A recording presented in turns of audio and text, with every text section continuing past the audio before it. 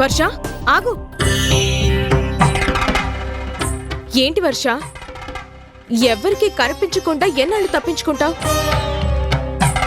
కొన్ని కారణాల వల్ల నేను అజ్ఞాతవాసంలో బ్రతుకుతున్నాను. దయచేసి నా విషయాన్ని బయట పెట్టకు.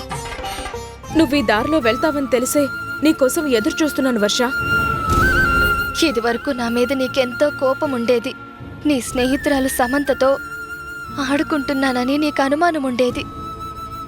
కానీ నేనేం చేసినా సమంత మంచి కోసమే చేస్తున్నాను. దయచేసి ఒక్కసారి అర్థం చేసుకో. నేను ఎక్కడున్నాను అన్నది మా అక్కకి మాత్రం తెలియకూడదు.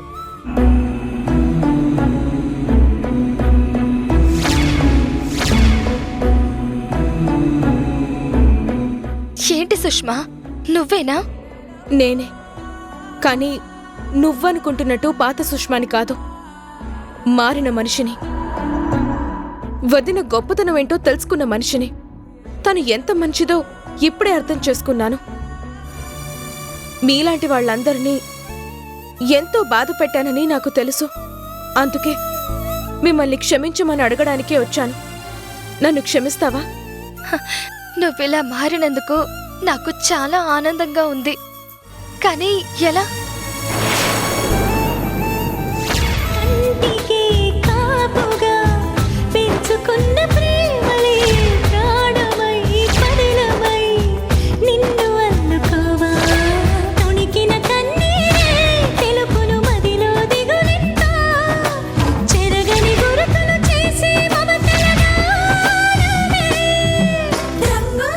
అది జరిగింది.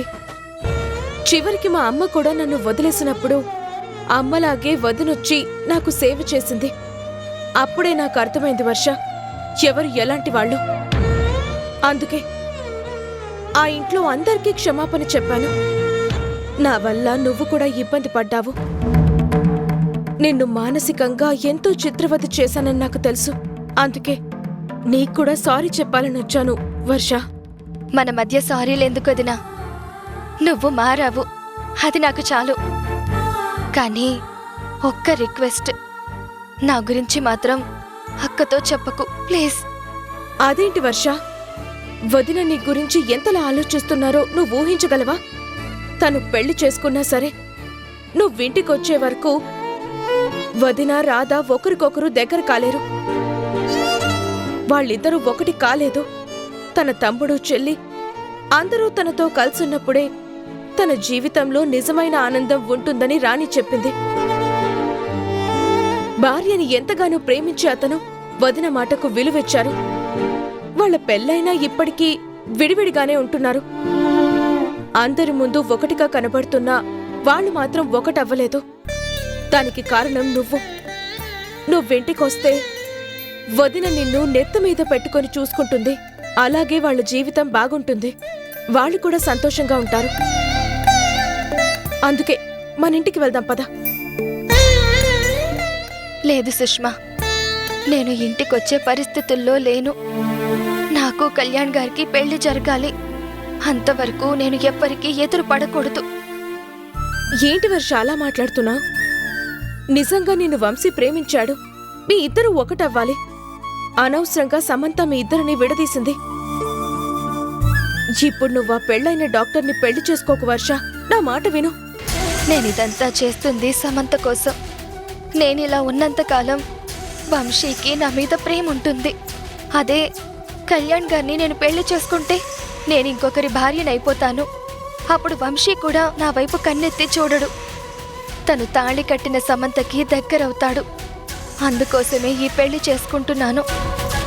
దయచేసి నా మెడలో 3 ముళ్ళు పడే వరకు నేను ఎక్కడున్నానో అక్కకి తెలియకుండా ఉంచుతానని నాకు మాటివ్వు.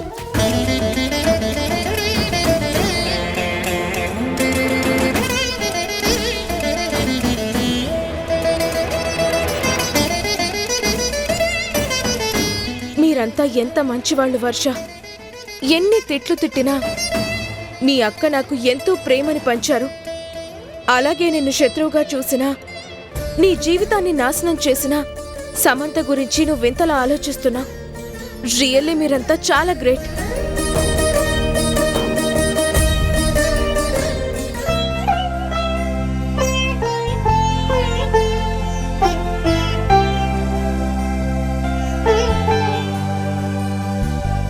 అదేంటమ్మా, మనం రాణిగారింటికి కదా వెళ్దాం అనుకున్నాం. మరి నువ్వు గుడికి తీసుకొచ్చావేంటి? రాణి ఆంటీ ఇల్లు ఎక్కడో మనకి తెలీదు కదా. అంటే నిన్న గుళ్ళో కలిసింది కదా, ఇప్పుడు నువ్వు ఇక్కడికి వస్తుందని ఎలా అనుకుంటున్నావు? సీను, నా ఐడియా నాకుంది. ఆ రోజు ఆంటీ ఇక్కడ పూజారి గారితో మాట్లాడడం నేను చూశాను. ఆయన బయటకు వచ్చినప్పుడు ఆంటీ అడ్రస్ అడిగితే చెప్తారు.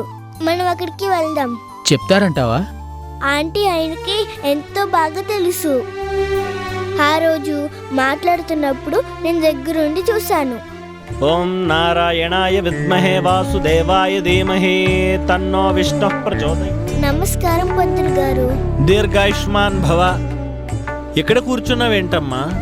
స్వామివారి దర్శనం చేసుకో. నేను దేవుడికి దండం పెట్టుకున్నాను. మీతో మాట్లాడడానికి ఇక్కడ కూర్చున్నాను. నాతోనా? ఏంటమ్మా? నాకు రాణి అంటే అడ్రస్ కావాలి. రాణి ఎవరమ్మా?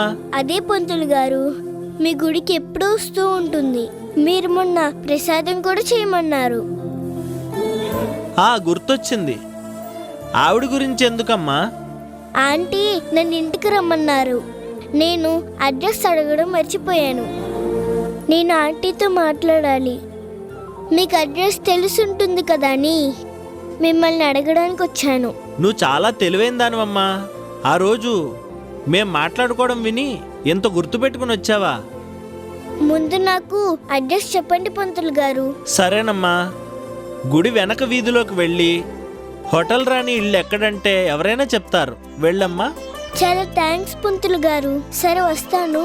సీను పద. సరేమ్మా. ఏంటి సమంత, ఇంకా నీకు కోపంగానే ఉందా? నా కోపానికి విలువ ఉంది, కానీ ఆ ఇంట్లో నాకే విలువ లేకుండా పోతుంది.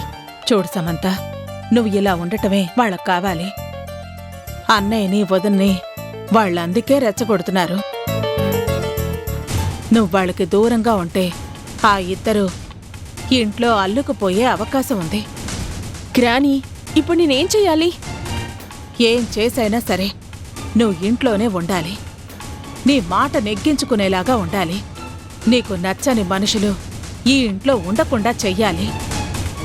ఇంతవరకు తాతి నేనేం చెప్పినా వినేవారు. ఇప్పుడు నేనేం మాట్లాడినా తప్పు పడుతున్నారు. నాకు సపోర్ట్గా ఉండే తాతయ్యే ఇలా చేస్తే నేనింకెవరితో చెప్పుకోవాలి? అదే అక్కడ ఉపయోగించిన తెలివితేటలు. ఒకప్పుడు అన్నయ్య ఎంతగానో ద్వేషించేవారు, కానీ ఇప్పుడు వాళ్ల వైపు తిరిగిపోయారు అంటే వాళ్ల తెలివితేటలు నీకు అర్థం కావటం లేదా? నాకు మాయ చేయడం రాదు కదా గ్రానీ. ఆ వర్ష నా వంశీని నాకు కాకుండా చేసింది. కనీసం ఈ పెళ్ళైపోతే మళ్ళీ వంశీ నా దగ్గరికొస్తాడనే ఆశతో నేనున్నాను. ఇప్పుడు ఈ ముసలోడు తాతీకి దగ్గరయ్యాడు. నాకే విషయం అర్థం కావట్లేదు గ్రానీ. చెప్పాను కదా, ఏం చేసైనా చేతికి మట్టంటకుండా చెయ్యాలి. నువ్వు వాళ్ల ముందు ఇలాగే కోపాన్ని ప్రదర్శిస్తుంటే అన్నయ్య వాళ్ళని వెనకేసుకునొస్తారు. నువ్విలా అలిగి దూరంగా ఉంటే అన్నయ్య వాళ్ళకి దగ్గరవుతారు. అదే నేను చెప్పినట్టు చేశావే అనుకో, మళ్ళీ పరిస్థితి మొత్తం నీ కంట్రోల్లోకి వస్తుంది.